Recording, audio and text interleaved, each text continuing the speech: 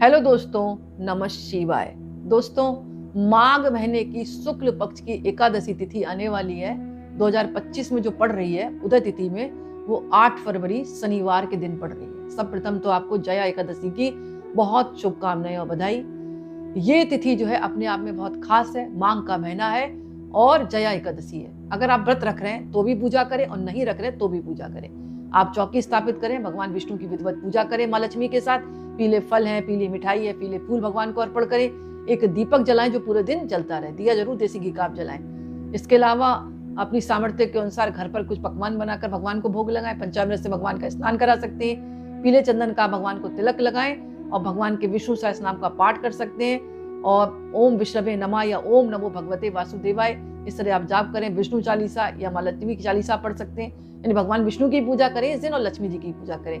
आपके समय के अकॉर्डिंग आपको कितना समय मिल रहा है उस हिसाब से आप पूजा करें। भगवान विष्णु के सहस्त्र नाम पढ़ सकते हैं, विष्णु चालीसा पढ़ सकते हैं, लक्ष्मी चालीसा पढ़ सकते हैं। अगर कुछ नहीं कर सकते तो भगवान के बीज मंत्रों का जाप करें। कनक धारा स्रोत पढ़ सकते हैं इस दिन।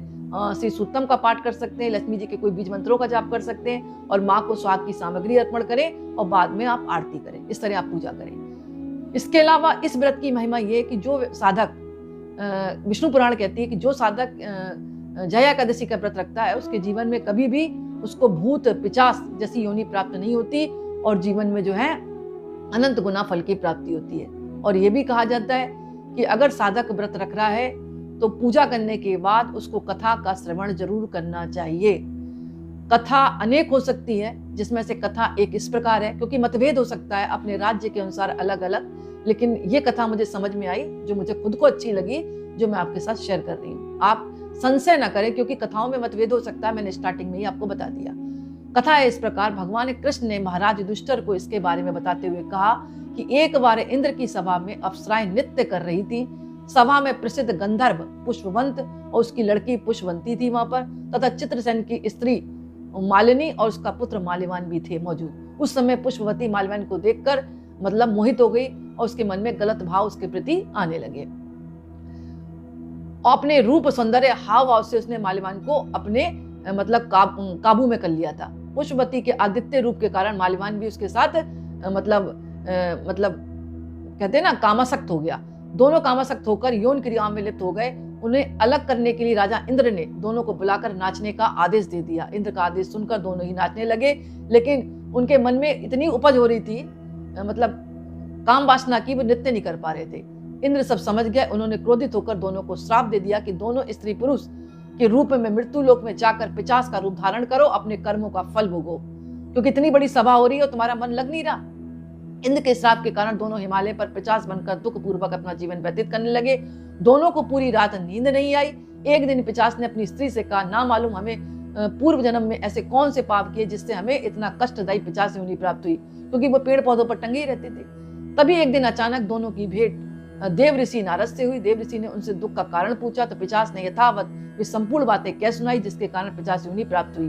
तब नारद जी ने उन्हें कहा, माघ मास के शुक्ल पक्ष की जया एकादशी का संपूर्ण विधिवत भगवान विष्णु की आराधना करो। नारद जी के परामर्श से दोनों ने पूरे विधि विधान से जया एकादशी का व्रत रखा। पूरी रात भगवान नारायण का स्मरण करते रहे, उनके मंत्रों का जाप करते रहे। दूसरे दिन प्रातः काल होते ही भगवान विष्णु की कृपा से उनको पिशाच देह से वो छूट गए, योनि से मुक्त हो गए। दोनों पूर्व की तरह उनको शरीर प्राप्त हुआ और सुंदर हो गया। फिर दोनों इंद्रलोक पहुंचे। वहां जाकर दोनों ने इंद्र को प्रणाम किया। इंद्र ने भी उनका सुंदर रूप देखकर हैरान हो गए। उनसे पूछा, तुमने अपनी पिशाच देह को किस प्रकार छुटकारा पाया जो मैंने तुमको श्राप दिया था।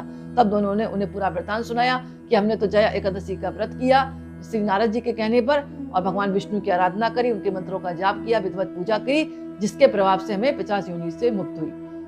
तो ये बात जो कहा जाता है, तभी से कहा जाता है कि कोई भी जया एकादशी का व्रत रखता है तो उसके जीवन में मतलब अनंत गुना फल की प्राप्ति होती है, यज्ञों के बराबर फल मिलता है और जीवन में उसके सब सुविधाएं, सुख सुविधाएं और समृद्धि उसका जीवन भरा रहता है सब सुविधाओं के साथ। इसके अलावा इस दिन जो है पवित्र पेड़ों की पूजा का विधान है, यानी पीपल है, तुलसी है और बरगद है।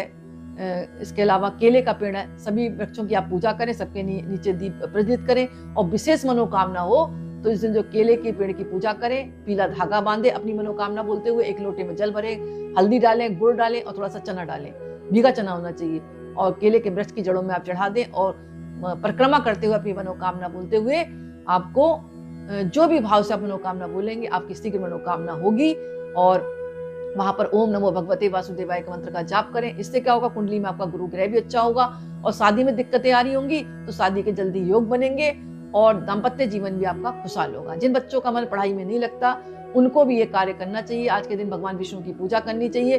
केसर का तिलक भगवान विष्णु के लगाने के बाद अपने माथे पर लगाएं और केसर इतना थोड़ा सा रख के घोल कर प्रसाद के रूप में कि लगातार जो है बच्चे उस मतलब तिलक का प्रयोग करते रहें। तो इस तरह अगर पूजा करते हैं, हो सके तो बच्चे से भी कहें वो इस दिन जो है पीले रंग के वस्त्र पहने। विष्णु पुराण ये भी कहती है कि इस दिन जो है भगवत गीता का पाठ करना चाहिए, अपने आगे पितरों को मोक्ष मिलता है और आप गीता का भी पाठ कर सकते हैं इस दिन। इसके अलावा विष्णु पुराण ये भी कहती है जो साधक व्रत रख रहे हैं तो उनको मन से वचन से कर्म से अच्छा ही सोचना चाहिए। लोगों के लिए गलत कार्य मतलब नहीं करने चाहिए। अगर कोई व्यक्ति भूखा रह लेता है और गलत कार्य कर रहा है तो उसको व्रत का पूर्ण फल प्राप्त नहीं होता। व्रत का मतलब है मन से वचन से और शरीर से बिल्कुल शुद्ध रहना, सबके लिए अच्छा सोचना ताकि आपका भी अच्छा हो। तो दोस्तों ये कार्य जो है आपको जया एकादशी पर जरूर करना है, जो कि अभी हाल में ही मैंने बताया आपको कि 8 फरवरी को शनिवार के दिन पड़ रही है। तो आज का वीडियो मैं ही समाप्त करती हूँ। पसंद आए तो लाइक करें, दूसरों को शेयर करें और कमेंट्स में नमः शिवाय जरूर लिखें। बहुत बहुत धन्यवाद।